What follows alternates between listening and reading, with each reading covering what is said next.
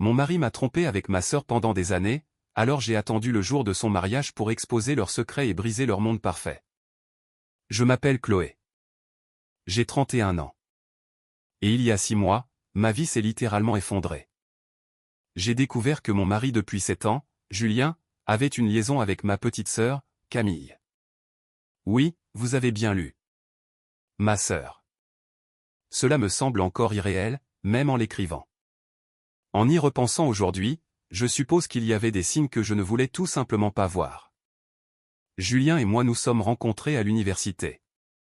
Il était charmant, drôle, et c'était l'une de ces personnes capables d'illuminer une pièce. Nous nous sommes mariés quelques années après l'obtention de nos diplômes, et les choses allaient bien, du moins pendant un temps. Nos vies n'étaient pas super excitantes ou quoi que ce soit de ce genre. Nous travaillions tous les deux à temps plein. Il est dans le marketing et je suis graphiste, et nous passions la plupart de nos soirées à la maison à regarder la télé ou à cuisiner ensemble. Les week-ends étaient réservés aux courses ou à de petites excursions d'une journée. Rien de fantaisiste, juste le genre de vie que je pensais que nous voulions tous les deux. Camille et moi avions toujours été très proches. C'est la personne pétillante et extravertie de la famille, le genre de fille capable de se lier d'amitié avec un inconnu en 5 minutes. En grandissant, elle était comme mon ombre, me suivant partout, et à l'âge adulte, j'avais l'impression que nous étions plus des meilleures amies que de simples sœurs. Elle est organisatrice de mariage, ce qui correspond parfaitement à sa personnalité. Elle a toujours su faire en sorte que les gens se sentent spéciaux et que tout se déroule sans accroc. Quand Julien et moi nous sommes mariés, elle a aidé à organiser notre cérémonie, et j'étais tellement reconnaissante de l'avoir à mes côtés. Je n'aurais jamais imaginé qu'elle me trahirait de cette façon. Il y avait certainement des signes que quelque chose n'allait pas dans mon mariage. Cela a commencé par de petits changements dans le comportement de Julien que j'ai d'abord ignorés. Il a commencé à travailler tard plus souvent, prétextant qu'il avait de gros projets à terminer. Il avait toujours été très occupé par son travail, mais là, j'avais l'impression qu'il faisait des heures supplémentaires chaque semaine. Quand je lui posais des questions, il répondait quelque chose comme « Tu sais ce que c'est. Les clients sont exigeants. » Et je le croyais, car pourquoi ne l'aurais-je pas fait? Ensuite, il y a eu son téléphone. Julien a toujours été un peu protecteur avec ses appareils, mais c'est devenu bizarre. Il a commencé à garder son téléphone face contre table en permanence et à l'emporter partout avec lui, même aux toilettes. Une fois, je lui ai demandé en plaisantant, « C'est quoi tous ces secrets? Tu caches des secrets d'État ou quoi ?»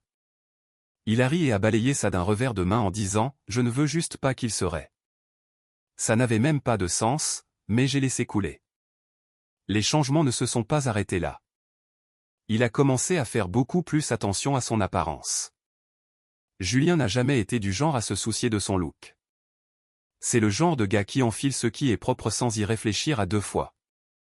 Mais soudain, il achetait de nouveaux vêtements, essayait des produits de soins pour la peau, et allait même faire son jogging matinal. Il prétendait vouloir être en meilleure santé, mais ça sonnait faux. Ce n'était pas son genre. Camille a été la personne vers qui je me suis tourné quand j'ai commencé à me sentir mal à l'aise. Je lui ai parlé de la distance que Julien prenait et du fait que j'avais l'impression qu'il manquait quelque chose entre nous. Elle me rassurait toujours. « Ne te prends pas la tête, Chloé, » disait-elle. Tous les couples traversent ce genre de phase. Je la croyais parce qu'elle était ma sœur et qu'elle savait toujours trouver les mots justes. Je l'avoue, j'ai commencé à beaucoup douter de moi pendant cette période. Est-ce que je m'imaginais des choses? Étais-je trop sensible? C'est difficile à expliquer, mais quand on se trouve dans une telle situation, on commence à douter de son propre instinct. Je ne voulais pas être la femme paranoïaque qui tire des conclusions hâtives pour un oui ou pour un non. Alors, j'ai essayé de refouler ces sentiments. Et puis il y a eu ce soir où je suis entré dans la cuisine et où je l'ai trouvé en train de taper quelque chose sur son téléphone, souriant à l'écran. Quand il m'a vu, il a immédiatement posé le téléphone et a dit « Hey, quoi de neuf ?» comme si de rien n'était. Une autre fois, il a annulé nos projets pour notre soirée en amoureux, disant qu'il devait aller à une réunion d'urgence avec un client. J'avais passé des heures à me préparer, allant même jusqu'à me maquiller et à mettre une robe, ce que je ne fais pas d'habitude. Quand il a appelé pour annuler, j'ai essayé d'avoir l'air compréhensive, mais à l'intérieur j'étais anéanti. J'avais l'impression de ne plus compter. Le pire, c'est que Camille le soutenait toujours. Elle me disait que je réfléchissais trop ou que je devais être plus compréhensif vis-à-vis de son travail. Je me souviens lui avoir dit une fois, j'ai juste l'impression que quelque chose cloche avec lui ces derniers temps. Et elle m'a répondu, tu interprètes trop les choses, Chloé. Il t'aime. Vous êtes super tous les deux. Entendre cela de sa part me calmait toujours, même si au fond de moi, je sentais que quelque chose n'allait pas. C'est fou d'y repenser maintenant, mais il y a eu des moments où je me suis vraiment senti coupable de douter de lui. Je me disais que j'étais peut-être injuste. Que j'étais peut-être juste stressé et que ça affectait ma façon de voir les choses. Je suppose que c'est ce qui rend toute cette histoire si douloureuse. Je leur faisais totalement confiance à tous les deux. Je n'aurais jamais cru, pas même dans 1 million d'années, que ma sœur, la personne qui avait été là pour moi à travers toutes les épreuves, et mon mari, l'homme avec qui je prévoyais de passer le reste de ma vie, me trahirait ainsi. Je ne sais toujours pas pourquoi je n'ai pas creusé plus tôt. Peut-être que je ne voulais pas connaître la vérité. Peut-être que j'avais peur de ce que j'allais découvrir. Tout ce que je sais, c'est que j'ai passé des mois à avancer avec ce sentiment de malaise, essayant de me convaincre que tout allait bien alors que c'était tout le contraire. Puis, après des mois à ignorer mon instinct, quelque chose s'est finalement brisé. Ce n'a pas été un grand moment ou une confrontation dramatique. C'était plutôt une lente accumulation de petites choses que je ne pouvais plus ignorer. J'avais commencé à remarquer à quelle fréquence le téléphone de Julien s'illuminait avec des notifications à des heures indues. Mais c'est un soir précis que j'ai décidé d'arrêter de douter de moi. Nous étions assis sur le canapé à regarder une série. Je ne me souviens même plus de quoi il s'agissait car j'étais distraite tout le temps. Julien avait son téléphone à la main comme d'habitude, et j'ai remarqué qu'il souriait à propos de quelque chose. Ce n'était pas un sourire normal, cependant. C'était ce regard doux, presque affectueux. J'ai demandé, qu'est-ce qui est si drôle, en essayant de garder un ton léger, mais il a immédiatement verrouillé l'écran et a dit, oh, rien. Juste un truc de boulot débile. Cette réponse ne m'a pas convaincu. Les SMS de travail ne font généralement pas sourire comme ça. J'ai laissé couler sur le moment car je ne voulais pas déclencher de dispute. Mais c'est là que j'ai décidé que je ne pouvais plus continuer à ignorer tout ça. J'avais besoin de savoir ce qui se passait vraiment. Ce soir-là, après que Julien soit allé se coucher, je suis restée assise dans le salon, l'esprit en ébullition. Je n'arrêtais pas de penser à son comportement, à la distance qu'il avait prise dernièrement, et à la façon dont Camille semblait toujours balayer mes inquiétudes chaque fois que je lui en parlais. J'avais l'estomac noué parce qu'une partie de moi savait déjà ce que j'allais trouver. Je ne voulais tout simplement pas y croire. Je me suis souvenu de quelque chose que Julien et moi avions fait quelques années auparavant lorsque nous configurions un nouveau téléphone pour lui. Nous avions lié nos identifiants Apple par commodité pour pouvoir partager des applications, de la musique, ce genre de choses. Je n'y avais pas pensé depuis des années, mais assise là, sur le canapé, ça m'a frappé. Je pouvais toujours utiliser ce lien pour vérifier son activité. J'ai attrapé mon téléphone. J'avais besoin de réponses. J'ai ouvert les paramètres et j'ai reconnecté son compte à mon téléphone. La première chose que j'ai vue, ce sont ses e-messages. Mon cœur s'est mis à battre la chamade alors que je faisais défiler ses conversations récentes. Et c'était là, une conversation avec Camille. Au début, ça semblait innocent. Beaucoup de courts messages sur des histoires de famille, l'organisation de dîners, et des bavardages en général. Mais en remontant plus loin, le ton a changé. Il y avait des blagues d'initiés que je ne comprenais pas, des textos de bonne nuit tardifs. J'ai continué à faire défiler, me sentant de plus en plus malade à chaque message que je lisais. Et puis j'ai vu une photo. Ce n'était rien d'explicite, mais c'était une photo de Camille portant un pull que j'ai reconnu. C'était le pull de Julien, celui qu'il portait tout le temps à la maison. La légende disait, je te l'ai volé. J'espère que ça ne te dérange pas. J'ai fixé cette photo pendant ce qui m'a semblé être une éternité. Je ne savais même pas comment assimiler ça. J'avais envie de le réveiller sur le champ, de lui hurler dessus, d'exiger des explications, mais quelque chose m'a arrêté. Je crois que c'était la prise de conscience que ce n'était pas juste un dérapage d'un soir. S'ils étaient aussi à l'aise, aussi désinvoltes à ce sujet, cela devait être plus profond que je ne le pensais. Au lieu de le confronter, j'ai décidé de creuser davantage. Je savais que si je voulais toute l'histoire, je devais être intelligente. J'ai commencé à fouiller dans ces autres applications. C'est là que j'ai trouvé leur discussion sur WhatsApp. Contrairement aux e-messages, celle-ci n'était pas du tout banale. C'était de longues conversations détaillées, des projets de rencontres, des discussions sur la façon de nous cacher les choses, à moi ainsi qu'à Maxime, le fiancé de Camille. Il plaisantait même sur le fait que j'étais trop confiante. Un message en particulier m'a marqué. Il venait de Camille, et il disait « Elle finit tard demain, n'est-ce pas? Tu peux venir à la maison à ce moment-là. Je te préparerai ton plat préféré. » J'ai eu l'impression de ne plus pouvoir respirer. Ma propre sœur, quelqu'un en qui j'avais une confiance aveugle, orchestrait tout cela dans mon dos. J'ai pris des captures d'écran de tout et je me les suis envoyées. Je ne savais pas encore ce que j'allais faire de lui, mais je savais que j'avais besoin de preuves. Au cours des jours qui ont suivi, j'ai continué à vérifier ces messages, observant leurs conversations se dérouler en temps réel. C'était comme vivre un cauchemar dont je ne pouvais pas me réveiller. Ils n'essayaient même pas d'être prudents. Il y avait des messages sur des hôtels où ils avaient séjourné, des dîners qu'ils avaient partagés, et même des blagues sur le fait que Maxime et moi étions tellement naïfs. Une fois, Camille a envoyé une photo de la lingerie qu'elle avait achetée et a dit « J'ai hâte de porter ça la prochaine fois que je te verrai. » Julien a répondu « Tu es magnifique dedans. » C'était comme s'ils vivaient dans leur propre petit monde, complètement détachés de la réalité de ce qu'ils nous faisaient subir, à Maxime et à moi. Le plus dur, c'était de faire semblant que tout était normal. Pendant que je rassemblais toutes ces preuves, je devais encore aller au dîner de famille, sourire à Camille et jouer la femme aimante pour Julien. Chaque fois que je les regardais, j'avais l'impression que j'allais exploser. Je surprenais de petits détails, comme la façon dont Camille touchait le bras de Julien quand elle riait, ou comment ils échangeaient des regards furtifs quand ils pensaient que personne ne les regardait. Je ne sais pas comment je n'ai pas craqué sur le champ. Un soir, pendant que Julien était sous la douche, j'ai synchronisé son calendrier sur mon téléphone. C'est là que j'ai découvert toutes les fois où il s'était vu à mon insu.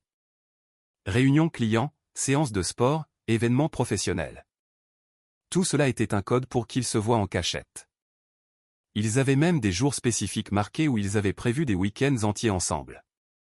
Je sentais que je perdais pied.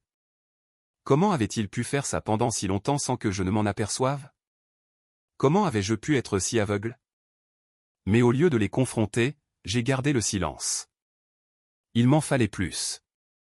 Pour l'instant, je dirais juste que de les regarder agir comme si de rien n'était, comme s'ils ne trahissaient pas deux personnes qui leur faisaient confiance, a été l'une des choses les plus difficiles que j'ai jamais eu à endurer. Écrire ceci est en quelque sorte cathartique. Je posterai la suite bientôt, mais merci de m'avoir lu si vous êtes arrivé jusqu'ici.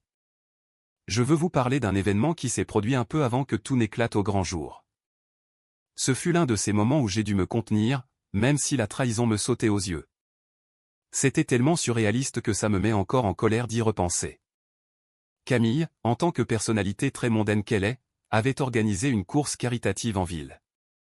C'était un projet sur lequel elle travaillait depuis des mois, et les bénéfices allaient à un hôpital local pour enfants.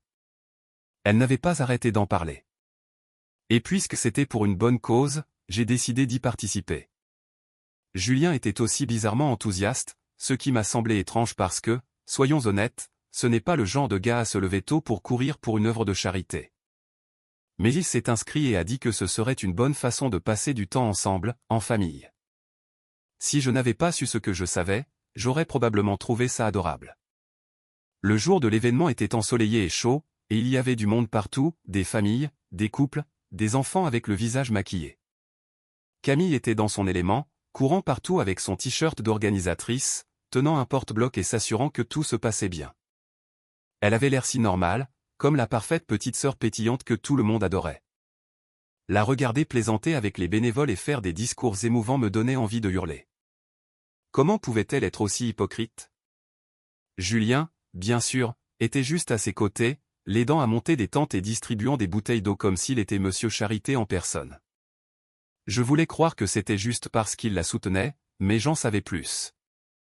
Chaque fois qu'il parlait à Camille, il baissait légèrement la voix, ou ils échangeaient ces petits regards rapides quand ils pensaient que personne ne les observait. C'était subtil, mais une fois que vous êtes au courant de quelque chose, vous ne pouvez plus l'ignorer. La course en elle-même faisait 5 kilomètres, et comme je ne suis pas une grande sportive, je suis resté vers l'arrière du peloton.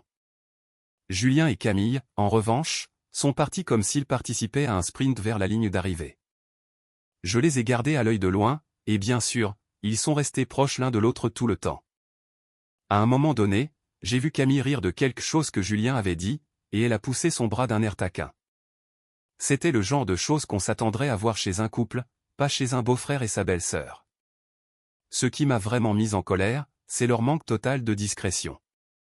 Ils ne semblaient même pas s'inquiéter de l'image que cela pouvait renvoyer aux autres. Pour eux, c'était juste un jour de plus dans leur petit monde secret. Pendant ce temps, j'étais coincé dans ce cauchemar surréaliste, souriant et faisant semblant que tout allait bien. Après la course, il y a eu une petite cérémonie de clôture où Camille a remis des prix aux coureurs les plus rapides et à ceux qui avaient récolté le plus de dons. Elle est même montée sur scène pour faire un bref discours sur combien elle était fière de la communauté pour s'être rassemblée. Cet événement n'aurait pas été possible sans le soutien de ma famille et de mes amis, a-t-elle dit en jetant un regard vers Julien. Mon estomac s'est retourné. Comment osait-elle se tenir là et agir comme si elle était un exemple brillant de bonté alors qu'elle fricotait dans mon dos depuis des années? Pendant que les gens commençaient à se rassembler pour des photos de groupe, je suis resté en retrait et j'ai sorti mon téléphone. À ce stade, j'avais pris l'habitude de vérifier les messages WhatsApp synchronisés de Julien et Camille dès que je le pouvais.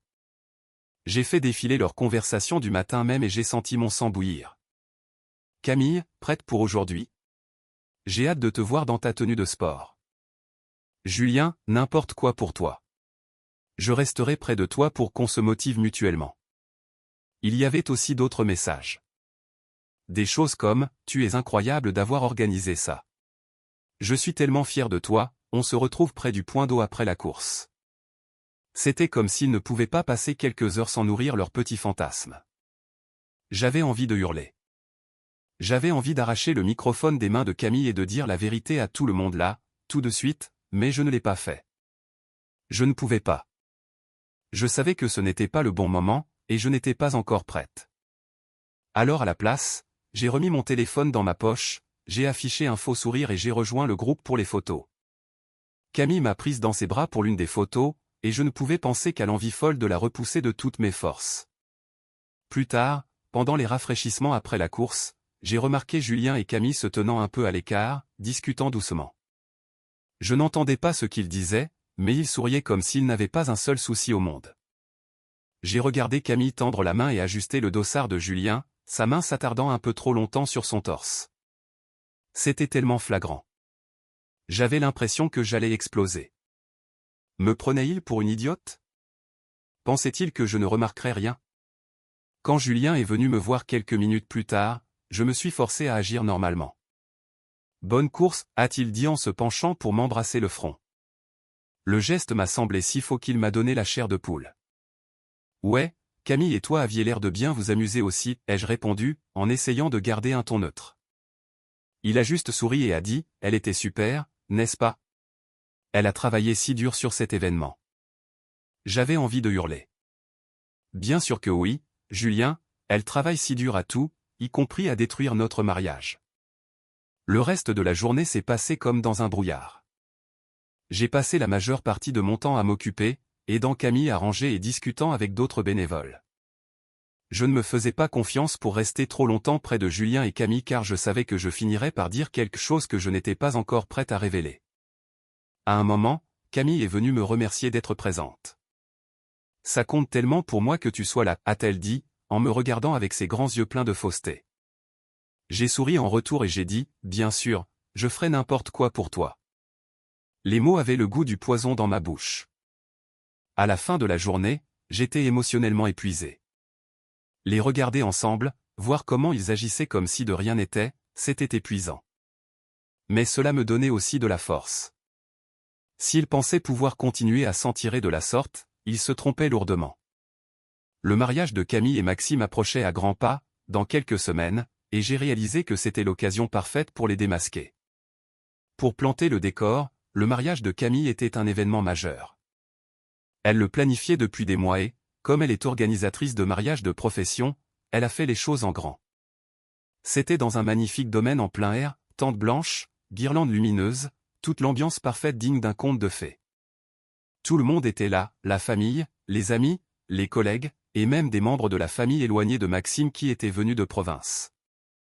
La pression pour que la journée soit impeccable était immense, et j'étais en plein milieu de tout ça en tant que témoin. Dans les jours précédant le mariage, j'avais beaucoup hésité sur la façon dont je voulais gérer la situation. Je savais que je ne pouvais pas simplement assister à la cérémonie et faire comme si tout allait bien. L'idée que Camille et Julien se tiennent là, souriant et riant comme s'ils n'avaient pas passé les 2 dernières années à me trahir, était au-dessus de mes forces. Mais je ne voulais pas non plus faire une scène juste pour le plaisir de faire une scène. Je voulais m'assurer que la vérité éclate d'une manière qu'ils ne pourraient pas nier ou noyer sous les excuses. Le matin du mariage, je me suis réveillé avec un étrange sentiment de calme. J'avais passé le mois précédent à préparer tout ce dont j'avais besoin, ressassant chaque détail dans ma tête encore et encore. J'avais les captures d'écran, les messages, les photos, tout était soigneusement enregistré et organisé sur mon téléphone. Je ne savais pas exactement comment la journée allait se dérouler, mais j'étais prête à affronter tout ce qui se présenterait. La première partie de la journée s'est passée comme on s'y attend. J'ai aidé Camille à se préparer, m'assurant que sa robe était parfaite et que son maquillage était impeccable. C'est l'une des choses les plus difficiles que j'ai jamais eu à faire, me tenir là et jouer la sœur d'un soutien sans faille pendant qu'elle s'extasiait sur son impatience d'épouser Maxime. À un moment, elle m'a même pris les mains et m'a dit « Je n'aurais rien pu faire de tout ça sans toi, Chloé. Tu es la meilleure sœur qu'on puisse rêver d'avoir. » J'avais envie de lui rire au nez, mais à la place, j'ai juste souri et j'ai dit « Je ferai n'importe quoi pour toi. » Julien est arrivé environ 1 heure avant la cérémonie, très élégant dans son costume. Quand il m'a vu, il m'a fait ce sourire chaleureux et affectueux, comme si nous étions toujours le couple heureux que tout le monde croyait voir. Cela m'a retourné l'estomac. Il a passé la majeure partie du temps avant la cérémonie à tourner autour de Camille, vérifiant les petits détails et s'assurant qu'elle ne manquait de rien. Pour n'importe qui d'autre, il avait probablement juste l'air d'être un bon beau-frère, mais moi, je savais ce qu'il en était. La cérémonie en elle-même était magnifique. Je dois bien leur accorder ça. Camille était éblouissante dans sa robe, et Maxime ne pouvait s'empêcher de sourire pendant qu'elle remontait l'allée. Pendant un bref instant, j'ai ressenti un pincement de culpabilité, comme si j'allais peut-être gâcher quelque chose qui n'avait pas lieu de l'être. Mais ensuite, je me suis souvenu de tous les mensonges, des cachotteries, des nuits passées à pleurer pendant qu'ils continuaient leur vie comme si de rien n'était. Cette culpabilité a disparu très vite. Quand la réception a commencé, j'ai su que mon moment approchait. En tant que témoin, on s'attendait à ce que je fasse un discours. C'était l'occasion rêvée, et je n'allais pas la gâcher. J'avais passé des semaines à réfléchir à ce que je voulais dire et à la façon dont je voulais le formuler. Mon but n'était pas seulement de les démasquer. C'était de m'assurer que tout le monde sache exactement qui ils étaient et ce qu'ils avaient fait. Quand est venu le moment des discours, je me suis levé avec ma coupe de jus de pomme pétillant et j'ai pris une grande inspiration. Le silence s'est fait dans la salle, tous les regards étaient braqués sur moi. Camille était assise à la table d'honneur avec Maxime, rayonnante et totalement ignorante de ce qui allait se passer. Julien était à quelques chaises de là, me regardant avec un sourire fier qui m'a donné envie de lui jeter mon verre à la figure. J'aimerais commencer par remercier tout le monde d'être ici aujourd'hui, ai-je commencé en gardant un ton léger et joyeux. Camille et Maxime, cette journée est absolument magnifique, et il est clair que vous avez tous les deux mis beaucoup d'amour et d'efforts pour la rendre parfaite. Il y a eu des murmures d'approbation dans l'assistance, et je pouvais voir Camille rayonner, pensant probablement qu'il s'agirait d'un doux hommage larmoyant. Elle n'avait aucune idée de ce qui l'attendait. En tant que sœur de Camille, j'ai eu le privilège de la voir devenir la femme extraordinaire qu'elle est aujourd'hui, ai-je poursuivi. Et en tant que témoin, j'ai eu l'honneur de l'aider à organiser cette incroyable célébration de l'amour. Mais ce que j'ai aussi eu, ai-je dit, la voix ferme alors que je glissais la main dans ma poche pour sortir mon téléphone. C'est d'être aux premières loges d'une facette très différente de l'histoire. La salle est devenue silencieuse comme une tombe. Le sourire de Camille s'est figé sur son visage, et j'ai pu voir Julien bouger inconfortablement sur sa chaise. J'ai déverrouillé mon téléphone et j'ai affiché un fichier que j'avais sauvegardé, un fil de discussion entre Camille et Julien. Je l'ai tenu en l'air pour que tout le monde puisse le voir. Au cours des derniers mois, j'ai découvert certaines choses sur Camille et mon mari, Julien, ai-je dit, la voix stable malgré l'adrénaline qui parcourait mes veines. Des choses qui vont bien au-delà de ce que quiconque ici pourrait imaginer. Comme ce message de Camille à Julien, envoyé il y a 2 nuits. Je l'ai lu à haute voix, j'ai hâte de te voir demain. Tu seras toujours mon préféré. Des halètements ont résonné dans la pièce et j'entendais des gens chuchoter. Camille a essayé de se lever, le visage pâle, mais Maxime a tendu la main et a attrapé son bras, la maintenant assise. Julien a commencé à dire quelque chose, essayant probablement de m'arrêter, mais j'ai levé la main pour le faire taire. Ou bien celui-ci, ai-je dit en faisant défiler l'écran vers une autre capture. Elle finit tard jeudi. Alors, viens à la maison à ce moment-là. Je te préparerai ton plat préféré. J'ai regardé directement Camille en ajoutant, ça a été envoyé pendant que j'étais au travail, à me casser le dos pour aider à payer ce mariage, d'ailleurs. À ce moment-là, c'était le chaos total dans la salle. Camille pleurait. Julien essayait de se lever et de s'expliquer. Et Maxime. Maxime avait l'air de quelqu'un qui venait de recevoir un coup de poing dans le ventre. Il m'a arraché le téléphone des mains et a commencé à faire défiler les messages lui-même.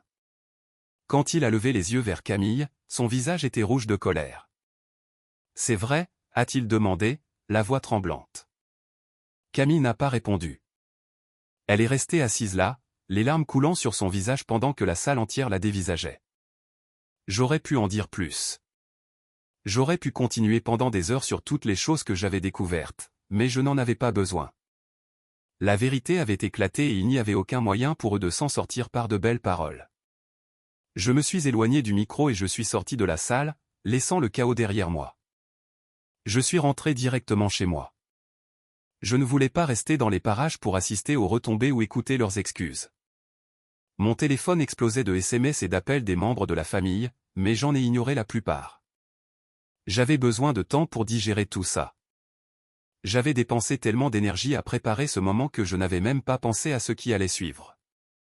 Tout ce que je savais, c'est qu'il n'y avait pas de retour en arrière possible.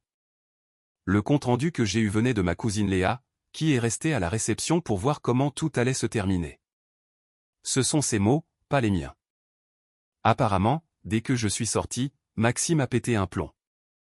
Il a confronté Camille devant tout le monde, exigeant de savoir depuis combien de temps ça durait. Quand elle a été incapable de lui donner une réponse claire, il a jeté sa serviette de table, a dit quelque chose du genre « tu me dégoûtes », et il est parti. Léa m'a dit qu'elle n'avait jamais vu un marié quitter son propre mariage de cette façon. Julien a essayé de me courir après, mais Léa et 2 de mes autres cousins l'ont arrêté. « Tu en as fait assez », lui a-t-elle dit. Elle a raconté qu'il avait l'air de vouloir se disputer, mais qu'il a fini par rester là comme un idiot pendant que tout le monde le dévisageait. Camille pleurait à chaudes larmes, mais personne n'est vraiment allé la réconforter. Même ses amis les plus proches étaient trop choqués pour dire quoi que ce soit. À la fin de la soirée, les invités ont commencé à partir, et tout l'événement a tout simplement fait un flop. La famille de Maxime était furieuse. Ils avaient payé la majeure partie du mariage, et maintenant le mariage de leur fils s'était terminé avant même d'avoir commencé. Ils ont remballé leurs affaires et ont quitté le domaine sans dire un mot à Camille ni à sa famille. Le lendemain, j'ai demandé le divorce. Ça faisait des semaines que je gardais ces papiers, attendant juste le bon moment.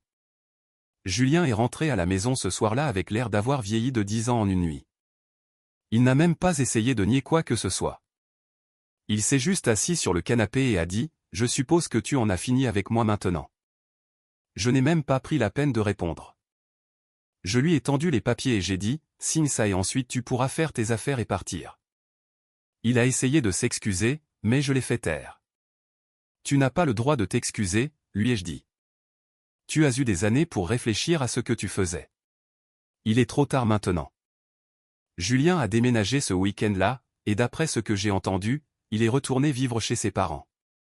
Il n'a pas fallu longtemps pour que sa vie professionnelle s'effondre elle aussi. Il travaillait comme directeur marketing pour une entreprise de taille moyenne. Et bien que je ne pensais pas que sa vie personnelle affecterait son travail, j'ai sous-estimé la vitesse à laquelle les rumeurs circulent. L'un des invités du mariage avait filmé une partie de mon discours. Bien sûr qu'ils l'ont fait, et ils l'ont partagé en ligne. Ça n'a pas fait le buzz mondial ou quoi que ce soit, mais ça a circulé dans nos cercles sociaux, et finalement quelqu'un de son entreprise l'a vu. La PDG de l'entreprise, Sophie, est une femme forte et pragmatique qui ne tolère aucun drame de ce genre. Elle a toujours été une fervente défenseuse de l'éthique au travail, et apparemment, lorsqu'elle a découvert ce que Julien avait fait, elle a été écœurée. Selon un ami commun, Elle l'a convoqué dans son bureau et a dit quelque chose du genre « Je ne peux pas avoir quelqu'un avec votre manque d'intégrité pour représenter cette entreprise ». Elle lui a donné le choix entre démissionner ou être licencié, et il a choisi de démissionner. Bon débarras. Quant à Camille, sa chute a été tout aussi dramatique. Son entreprise d'organisation de mariage reposait énormément sur sa réputation et le bouche à oreille. Une fois que les gens ont découvert ce qu'elle avait fait, les clients ont commencé à annuler leurs réservations à tour de bras. Quelques-uns d'entre eux ont même exigé des remboursements, ce qu'elle n'avait pas les moyens de faire car elle avait déjà dépensé la majeure partie de l'argent. En l'espace d'un mois, elle a dû fermer définitivement son entreprise. Personne ne voulait engager une wedding planner qui avait détruit le mariage de sa propre sœur. L'ironie de la situation ne m'échappe pas. Camille a essayé de me contacter à quelques reprises après que tout ait explosé. Elle m'a envoyé de longs SMS émouvants sur combien elle était désolée et comment elle n'avait jamais voulu que ça arrive. Un message disait « Je ne sais pas comment j'ai pu laisser les choses aller aussi loin. Je me déteste pour ce que je t'ai fait. » Je n'ai pas répondu. Je n'avais ni l'énergie ni l'envie d'entendre ses excuses. Elle avait fait ses choix et maintenant elle devait vivre avec les conséquences. Mes parents, en revanche, n'ont pas pris parti aussi clairement que je l'aurais souhaité. Ma mère n'arrêtait pas d'essayer d'arranger les choses entre Camille et moi, disant des choses comme « c'est quand même ta sœur et tu regretteras de l'avoir effacée de ta vie ». Je lui ai dit clairement que certaines trahisons sont trop graves pour qu'on puisse en revenir. Mon père, à son crédit, était plus en colère. Il a dit à Camille qu'elle avait jeté la honte sur la famille et lui a dit qu'il ne pouvait même pas la regarder en face pour le moment. C'est probablement ce qui s'est rapproché le plus d'un véritable soutien de la part de l'un d'eux. Maxime et moi ne nous sommes pas beaucoup parlé dans les semaines qui ont suivi le mariage, mais j'ai appris par des amis communs qu'il prévoyait de porter plainte contre Camille. Apparemment, sa famille avait dépensé des milliers d'euros pour le mariage et il n'allait pas la laisser s'en tirer avec tous les cadeaux et l'argent que les gens leur avaient donnés. Je ne connais pas les détails exacts, mais j'ai entendu dire qu'il avait demandé l'annulation du mariage et qu'il travaillait avec un avocat pour récupérer tout ce qu'il pouvait. Une chose qui m'a surprise, c'est le soutien que j'ai reçu de la part d'amis et même de connaissances. Des gens à qui je n'avais pas parlé depuis des années m'ont contacté pour prendre de mes nouvelles après avoir appris ce qui s'était passé.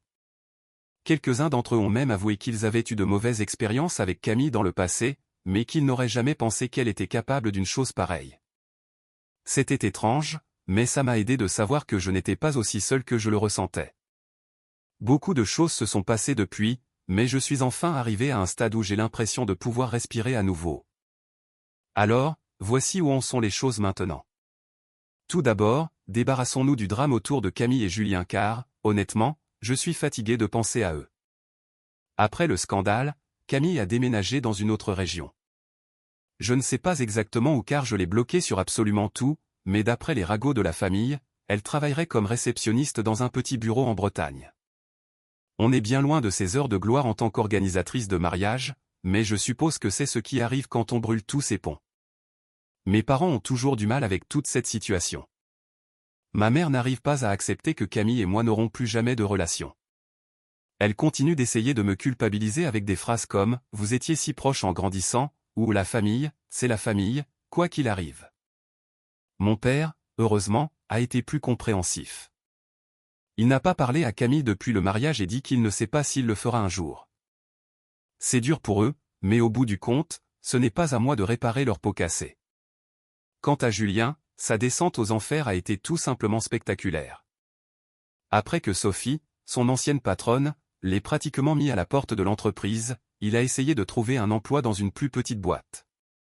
Apparemment, sa réputation l'a suivi, car personne ne voulait de lui. J'ai entendu dire qu'il travaillait en freelance pour joindre les deux bouts, mais ça ne se passe pas très bien. Il vit au sous-sol chez ses parents maintenant, et d'après ce que j'ai compris, ils ne sont pas vraiment ravis de cette situation.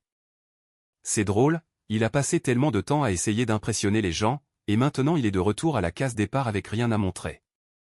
Bref, assez parlé d'eux. Parlons de moi. Les premiers mois après tout ça ont été difficiles. J'avais l'impression de basculer constamment entre la colère, la tristesse et tout simplement un épuisement total.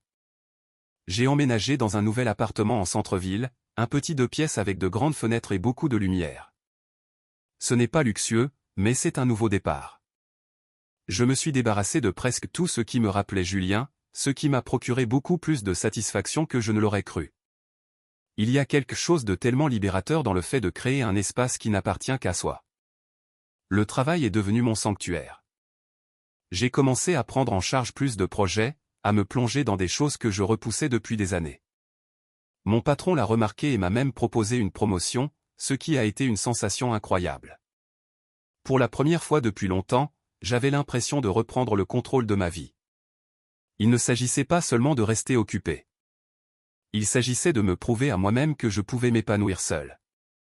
Et puis il y a Maxime. Je n'étais pas sûr que nous resterions en contact après le mariage, mais d'une manière ou d'une autre, nous l'avons fait. Ça a commencé par quelques textos amicaux pour prendre des nouvelles, partager des informations sur les retombées de l'affaire, ce genre de choses. Nous avons tissé des liens autour de notre misère commune. Mais ce n'était pas que ça. Nous nous faisions aussi rire mutuellement, ce qui m'a semblé être une bouée de sauvetage dans une période si sombre. Notre première vraie rencontre a eu lieu dans un café près de mon appartement. Nous sommes restés assis là pendant des heures à parler de tout, de nos films préférés aux erreurs stupides que nous avions faites dans la vingtaine. C'était naturel, d'une manière que je n'avais pas ressentie depuis des années. Il n'y avait pas de faux semblants, juste deux personnes qui se comprenaient d'une façon dont la plupart des gens seraient incapables. Au fil du temps, ces rencontres autour d'un café se sont transformées en dîners, et les dîners se sont transformés en quelque chose de plus. Nous sortons ensemble depuis quelques mois maintenant, et je vais être honnête, ça fait peur. La confiance ne s'accorde pas facilement après ce que nous avons tous les deux traversé, mais Maxime le comprend. Il ne me pousse pas à m'ouvrir quand je ne suis pas prête, et je fais de même pour lui. Nous prenons les choses lentement, et pour la première fois depuis longtemps, je me sens pleine d'espoir pour l'avenir. L'un des moments de guérison les plus inattendus s'est produit lorsque Maxime et moi sommes allés pique-niquer dans un parc. C'était le même parc où Julien et moi avions l'habitude d'aller nous promener, et je l'évitais depuis des mois. Mais y être avec Maxime m'a fait un effet différent, comme si je me réappropriais quelque chose qui m'avait été enlevé. Nous étions assis sur une couverture, mangeant des sandwichs et riant des choses les plus insignifiantes, et j'ai réalisé que je n'étais plus en colère. Je ne dis pas que j'ai pardonné à Camille ou à Julien, mais j'ai laissé de côté mon amertume. Ils ne méritent pas que je leur consacre mon énergie. La thérapie a aidé, aussi. Je n'étais pas sûr de vouloir y aller au début. Ça me semblait un peu trop au livre de développement personnel pour moi, mais ça a tout changé. Mon thérapeute m'a aidé à surmonter la culpabilité, la colère et toutes les émotions complexes qui accompagnent le fait d'être trahi par les personnes en qui on avait le plus confiance. J'ai appris qu'il était normal de fixer des limites, de couper les ponts avec les personnes toxiques, et de faire passer mes propres besoins en premier pour une fois. En y repensant, je crois que la plus grande leçon que j'ai apprise, c'est que la guérison n'est pas linéaire. Certains jours, j'ai l'impression d'être sur le toit du monde, et d'autres jours, je vois quelque chose qui me rappelle le passé et ça me met un coup au moral pendant un moment. Mais ce n'est pas grave. L'important, c'est que je continue d'avancer. Alors, où est-ce que j'en suis aujourd'hui ? Honnêtement, je suis au bon endroit. Ma vie n'est pas parfaite, mais j'ai l'impression qu'elle m'appartient à nouveau. J'ai un nouvel appartement, un travail que j'adore, et une relation construite sur la confiance et le respect mutuel. J'ai même commencé à penser à voyager, une chose que j'ai toujours eu envie de faire sans jamais prendre le temps. J'irai peut-être en Italie ou au Japon l'année prochaine. Qui sait ?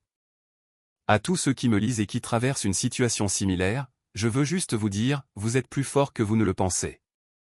Ça va faire mal et ça va être dur, mais vous vous en sortirez. Et quand ce sera le cas, vous réaliserez à quel point vous êtes capable de grandes choses. Ne laissez personne vous dire comment vous devez vous sentir ou comment vous devez guérir. Prenez votre temps et n'ayez pas peur de penser à vous en priorité.